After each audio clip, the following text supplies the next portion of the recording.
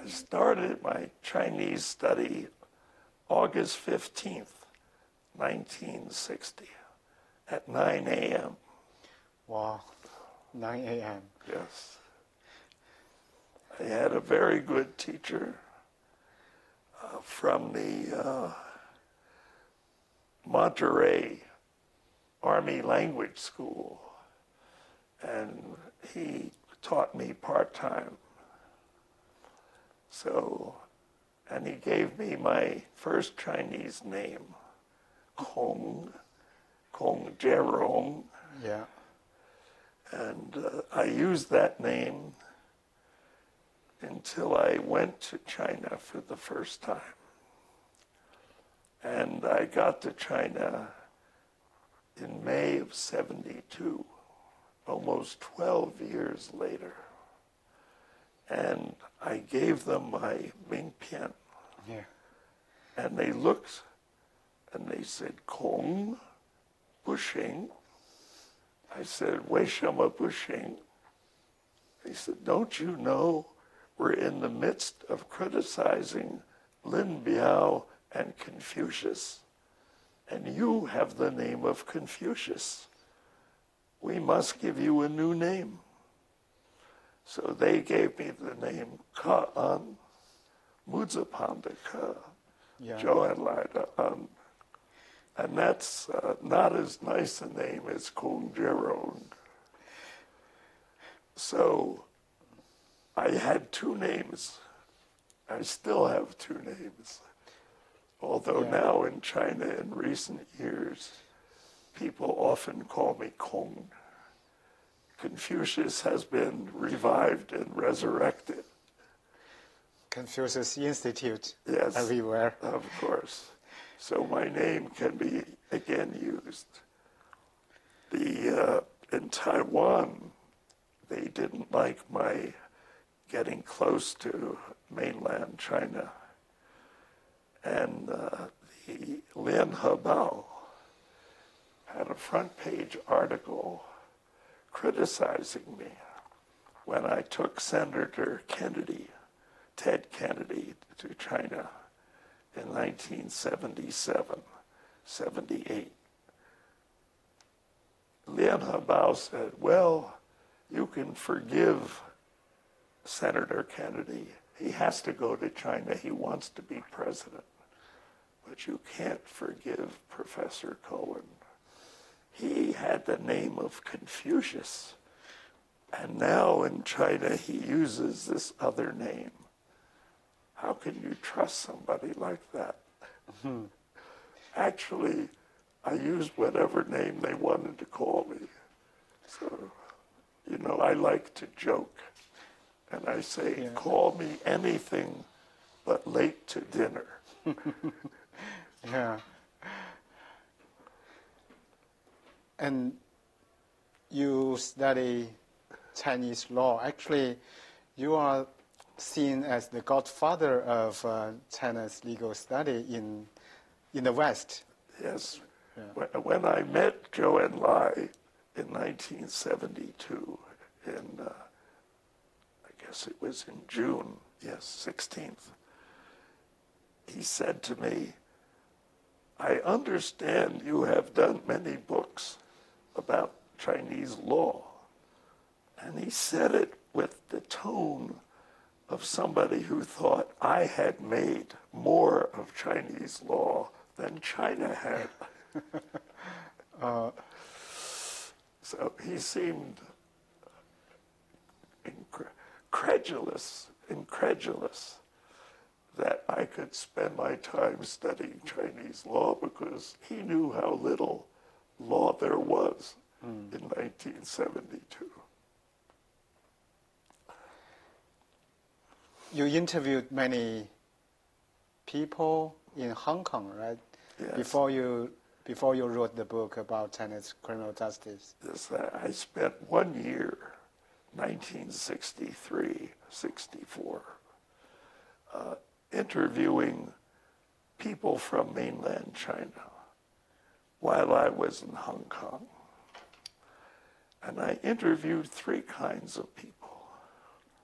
Ordinary people just to see what they thought about the legal system. Did they know anything? Had they ever heard of courts or lawyers? What did they know? That was one group. Second group was really people who administered the legal system. Police, lawyer, judge. The third group was the people who suffered, who'd had contact, who'd gone to Laogai, who were Laojiao victims. Yeah. So I interviewed 3 classes of people for 1 year. And that gave me a terrific feeling for the system at that time. And if I met somebody really good, I would interview the person for many, many hours. I interviewed a public security person from Guangzhou about 80 hours. Wow. I interviewed a man who'd gone to the Beijing Zhengfa Shuiyuan. He was originally from Singapore, and he came there to study. And then he was a Zhuli Faguan, assistant judge. And then he became one of the first lawyers in 1956 under the communist regime. And I interviewed him 85 hours. And there was another public security man from Fuzhou who was terrific. I interviewed him 120 hours. Oh. 120 hours is 3 weeks, 40 hours a week. We used to get together every morning, 6 days a week, 4 hours.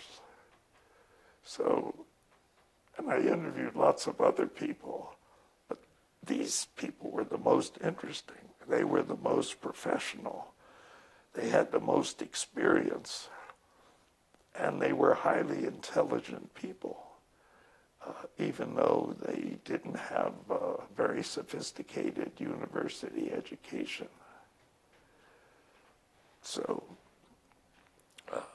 that was a great year. Yeah. I felt, although I had never been in China yet, I was only in Hong Kong, I felt I understood the system better than if I had just gone to the mainland where nobody would tell me the truth. So did these people escape mainland China? Yes, they all got out in different ways. The man who'd been a judge and a lawyer, he got out because he was a Singapore national. And the policemen both got out by escape. One from Guangzhou, one from Fuzhou. So it was hard to find these people. I met many other people. Sometimes they would pretend because they were hungry. They had no way to make a living. They knew if I interviewed them, I would give them so-called tea money. They needed work, and sometimes they would try to fool me by telling me, yes, they worked at the court or they studied law. I said, tell me the names of the courses at law school. They couldn't possibly. But when I met the real person who'd gone to the Beijing Zhengfa Shuiyuan, to him it's ABC. Of course, he knew everything. So it was easy to find who was trying to fool me and who was real. Right. I loved that year. That was a very interesting year. Right. Did you feel it's difficult to speak Chinese, to communicate with these people? Do you feel Chinese is a more difficult language? Well, of course, it was difficult, but I got used to it. I had to get used to the local accent when they spoke Mandarin. The fellow from Fuzhou, every who was fu and every fu was, But I got used to it. You adjust. But it wasn't very good for my Chinese tones. Yeah. In those days, this was in the 60s, 63. Mandarin was not so well spoken throughout China. Today it's very different. Right. So language is a big problem. There was very limited communication between China and the United States, between Chinese people and American people, and that's a few years before President Nixon visited China. Absolutely. We couldn't go there. They couldn't come here. It was even hard to meet them in third countries. And finally, by 1970, we could begin to meet a few Chinese diplomats in Canada. In October 70, Canada and China established diplomatic relations. So Huang Hua became the first ambassador to Ottawa. And I used to go up and see him regularly in order to talk about getting my classmate out of jail and other things. So Canada was helpful. 1970, 71. Then when China PRC came into the UN, Huang Hua came down to be the permanent representative at the UN. So I didn't have to travel so much to Canada. But in those days, the Americans who worked on Chinese politics all went up to get acquainted with Huang Hua. And we used to have a kind of contest to see who could spend the most time with Huang Hua. And he was very polite, and he would listen and listen. But if you had to go to the bathroom, then he would show you the door and say goodbye. So you had to learn not to drink anything when you saw Huang Hua. If I had to drink too much, then I would have to use the bathroom, and that would end the meeting. So it was always a contest. Who could have the best time talking to Huang Hua? And I used to talk to him several hours at a time. And I took Ted Kennedy up to meet him secretly. And we had all afternoon, we chatted, because Kennedy wanted to go to China. This was 1970, 71, the spring of 71. There was a kind of contest in American politics. Kennedy wanted to be president. He wanted to be the first American politician to go to China. Nixon wanted to be reelected. He hated Kennedy. He told the Chinese, don't allow Kennedy to come to China before Nixon. So Nixon went in February of 72, and Kennedy wasn't allowed to go because Kennedy refused to say Taiwan was part of China. Huang Hua might have let him go in 1971. And I remember we talked for hours about this. And he said, Senator, please sum up your position. And Kennedy said, I can't say Taiwan is part of China now. And Huang Hua was very disappointed. And I said to Huang Hua, this man may be president of the United States. He has to be very careful what he says. But Huang Hua was not willing to give him a visa.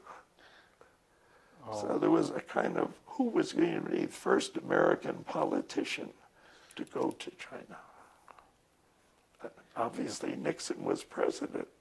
He wanted to go, and he did. So I helped with that. In 1966, 66, very early. Cultural Revolution. Even though there was a cultural revolution that started in April, we had a Harvard MIT committee to study a new China policy. I was the chairman. We were preparing a memorandum for the next president. 1968, November, was going to be a presidential election. We didn't know who was going to win, Humphrey, the Democrat, or Nixon. So we prepared the memorandum. It had about 12 recommendations. The first recommendation was the president should authorize someone in whom he has the greatest confidence to have secret, if necessary, deniable talks with the Chinese leadership. There should be a secret trip. That's the origin of the secret trip that Kissinger went on 2.5 years later. In July 71, Kissinger made the trip following our first recommendation. And we knew Kissinger would want to do it. He'd been our colleague at Harvard. The first draft of our memorandum said the president should ask the Secretary of State to have secret talks with the Chinese. But we saw Kissinger was not going to be Secretary of State. He was going to be Nixon's advisor on national security. So we changed the next draft. We made it a general. The president should select somebody in whom he has the greatest confidence. Nixon didn't have the greatest confidence in the Secretary of State. Kissinger was closer to Nixon. And Kissinger maneuvered so he would go on the secret trip. Nixon wanted to go on the secret trip himself, but Kissinger told him that's not a proper. That's what made Kissinger a great man. It goes back to our 1968 memo. We did this memorandum right after the election. We gave it to Kissinger, and he gave it to Nixon. And I used to then go to the White House every few months and see Kissinger and talk about what's he doing on our memorandum. And he never told me he was following our first recommendation. And I said to him in 1971, spring, Henry, we can go on a secret trip to Ottawa. I didn't know he was planning a secret trip to Beijing. And Kissinger said, do you think we could get away with having a secret trip to Ottawa? I said, yes, I just took Ted Kennedy up there. But he had a much bigger plan in mind, of course, a world spectacle. Interesting. That was a very interesting period. Yeah. So what's your impression of Henry Kissinger in the 1960s, 70s? A very smart person, very flexible in whom he would support. He was, after all, not Nixon's advisor. During the campaign, he was Nelson Rockefeller's advisor. Nelson Rockefeller had been governor of New York, and he was a liberal Republican. I could have voted for Nelson Rockefeller. But Nixon was a right-wing Republican, not a liberal. And I hated Nixon. But Henry moved after the election from Rockefeller to Nixon and was playing a very important role. He's a very brilliant fellow. I wouldn't trust him one bit. And sometimes he would flatter people, but he would never tell you what's really going on. He was a very clever person in the European tradition of diplomacy, you know, where every gesture is important. And he wrote his PhD dissertation on the famous Austrian statesman Metternich.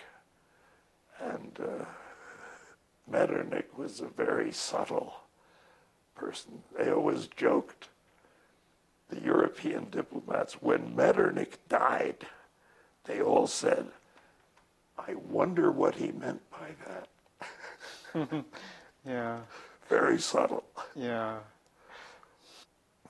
And how did Kissinger understand Chinese politics? He loved Zhou Enlai. Oh, He said, after he came back, he said to me, that man is serious. That was the highest compliment he could give. Zhou Enlai was serious. So, very interesting. yeah. And they had many good conversations together with Zhou Enlai. Yeah. Zhou Enlai impressed many foreigners Yes. when he was the foreign minister. And prime minister. Prime minister, yeah. And also, maybe some people became kind of supportive of the Communist Party because of Zhou Enlai. He made it look attractive. Yes. And people didn't know some of the things he did that were not attractive. Right, right. Even today, there are course. many Chinese people, they realized how bad the Communist Party is, how bad Mao Zedong is, but still they thought Zhou Enlai is a good person. Yeah. Well, we have that about other Chinese leaders, and it affects what we think about what should we do. You know, what about Hu Yaobang? What if he had been successful? Zhao Ziyang. Yeah. I personally liked Jerome Ji. Yeah. I knew Jerome Ji somewhat. And I admired him, and we got along pretty well. Oh. But are those fellows ever going to be the #1 communist leader? People like that? Who knows who will succeed Xi Jinping? See, I think there will be a reaction against Xi Jinping. Maybe he'll die naturally. Who knows what will happen? But I think there will be a reaction against him the way there was a reaction against Mao. In 1968, I published my book on the criminal process in China. Yeah. And I said, this will not last in China. The Chinese people are too good for this kind of justice. And there'll be a reaction. And of course, 10 years later, there was. So who knows? I think there'll be a reaction, but will any communist leader be good enough to be the kind of leader we would regard as sensible? Who knows? Who knows? Yeah. And your book was published in 1978? Which book? The Criminal Justice... 68. 68. Oh, yes. Yeah, 1968. Yeah, my international law book with Cho Hongda was published in 74. Oh, yeah, 74. Yeah.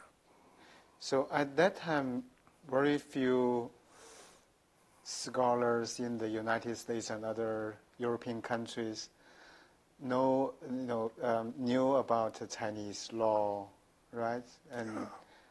And then your research attracted more students to study Chinese law. And there were very few people in China knew about Chinese law, because some of the good ones they left the country. Others changed their profession. They became English teachers or something safe. The newcomers didn't know much about law. So there weren't many people in China or America who knew that much about the Chinese legal system. That's why I was excited about it. I could learn from the beginning what was going on. Yeah. And maybe influence it. Yeah. You started teaching at Berkeley and then moved to Harvard. Yeah. After a year in Hong Kong. I was at Berkeley 59 to 63. At Hong Kong 63-4. At Harvard beginning 64. Yeah. And you founded East Asian Law, East Asian Legal Studies program. Yeah. Yeah.